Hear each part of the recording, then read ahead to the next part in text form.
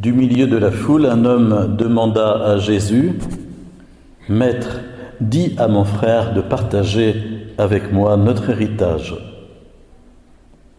Jésus lui répondit, « Mais qui m'a établi pour être votre juge ou pour faire vos partages ?» Puis, s'adressant à la foule, Jésus ajouta, « Gardez-vous bien de toute âpreté au gain, car la vie d'un homme, fût-il dans l'abondance, ne dépend pas de ses richesses. » Et il leur dit cette parabole. Il y avait un homme riche dont les terres avaient beaucoup rapporté. Il se demandait, que vais-je faire? Je ne sais même pas où mettre ma récolte. Puis il se dit, voilà ce que je vais faire. Je vais démolir mes greniers, j'en construirai de plus grands, j'y entasserai tout mon blé et tout ce que je possède. Alors je me dirai à moi-même, te voilà avec des réserves en abondance pour de nombreuses années. Repose-toi, on dirait aujourd'hui, prends ta retraite, mange, bois, jouis de l'existence. Mais Dieu lui dit, tu es fou. Cette nuit même, on te redemande ton âme, ta vie. Et ce que tu auras mis de côté, qui l'aura? Voilà ce qui arrive à celui qui amasse pour lui-même, au lieu d'être riche en vue de Dieu. Voilà un évangile qui commence par une question bien pratico-pratique qui peut toucher même nos familles, celle du partage des biens, celle de l'héritage, et à ce propos des divisions qui peuvent survenir au cœur même d'une famille lorsque cela se passe mal. Mais voyez la question qui est posée à Jésus, on lui demande d'être notaire quelque part. Dis à mon frère de partager avec moi notre héritage. Il y avait sûrement un problème, il y avait un frère qui ne voulait pas partager, et on demande à Jésus d'être notaire. Qu'est-ce qu'il en a à faire? C'est pas le problème. Il n'est pas venu pour ça.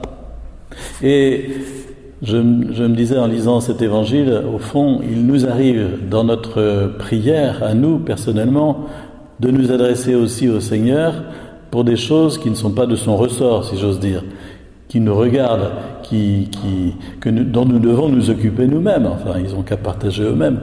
Si ça ne marche pas, il faut prendre effectivement une tierce personne, mais pas Jésus, quelqu'un d'autre, quelqu'un de techniquement compétent pour ce genre de travail. Mais il nous arrive de nous adresser à Jésus pour lui demander d'arranger nos affaires, nos salades, alors que nous devrions nous-mêmes prendre la réalité à bras le corps, ou bien demander à quelqu'un de compétent de nous aider si c'est nécessaire. Mais voilà, il ne faut pas faire de Dieu celui qui arrange nos petites affaires, ni de la Sainte Vierge notre commissionnaire, parce qu'elle est bien placée. Il y a des gens comme ça qui ont beaucoup de piété mariale de ce côté-là.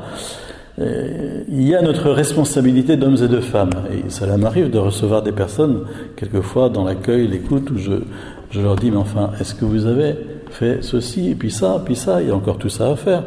Vous priez Dieu pour arranger vos affaires, c'est très bien, il faut le faire, il faut lui demander, il faut porter dans la prière. Mais enfin, secouons-nous et faisons ce qui relève de notre responsabilité.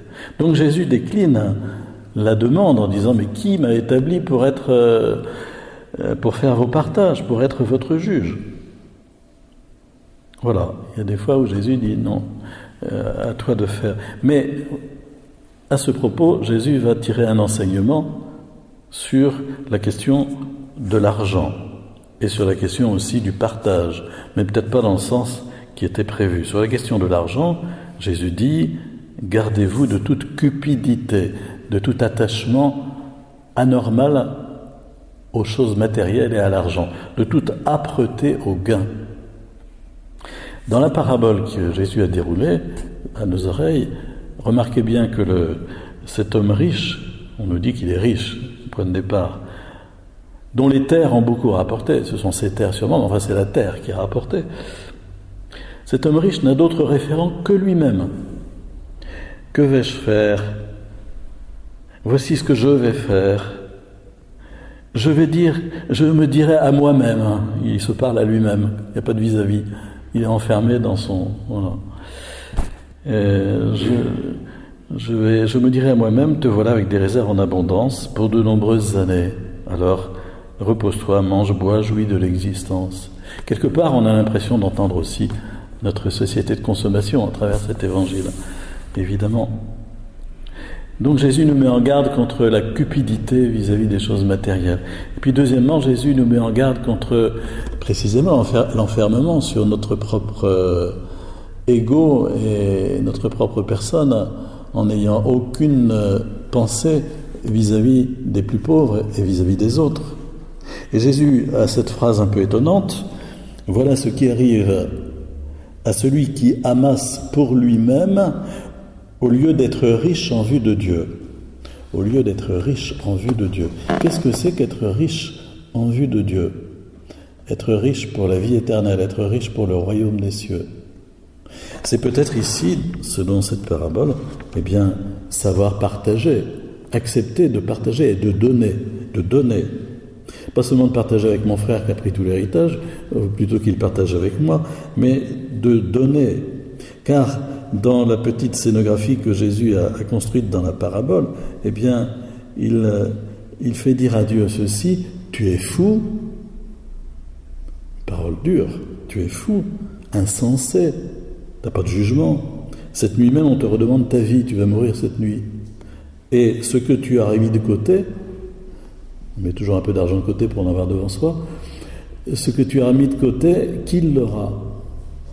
Qui l'aura ? Question étonnante. Ce que tu as mis de côté, qui l'aura ? Ça veut dire que, voilà, il faut qu'il y ait la part du partage dans nos biens. Et nous devons réfléchir à notre façon de nous enrichir par le partage. Plusieurs fois, Jésus a eu la même réflexion, le même type de réflexion à propos des biens.